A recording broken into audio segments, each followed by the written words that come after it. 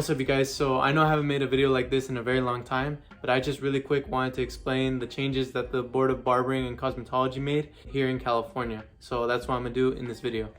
So the first change that they made was the change and the reduction of hours from 1,600 school hours to 1,000. So that basically means it takes less time for you to get your barbering and cosmetology license.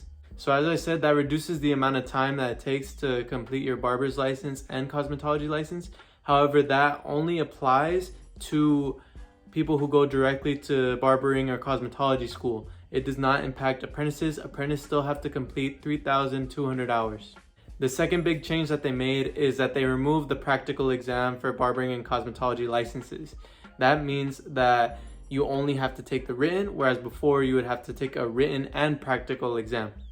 However, I did speak to my barber school and they did say that there might be a possibility that there will be a written form of the practical, which means that you will still have to learn the practical procedures, but it will now be in written form and you will not have to perform it when you get to the state board exam. The third change that they made is that the pre-apprentice course that used to be taken at the school will now be handled by state board. For example, when I went to my apprenticeship school, there was an orientation that took about a week. That pre-apprentice course orientation, whatever your school or your area calls it, will now be handled by state board.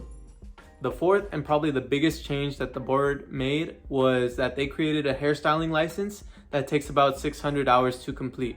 So what this new license is able to do is allow people to cut hair, style it, or perform any services that they want to that doesn't involve chemicals in a shorter amount of time than if people went to the barbering and cosmetology route, which takes longer, but allows people to do chemical services such as perms and Brazilian blowouts and the things like that.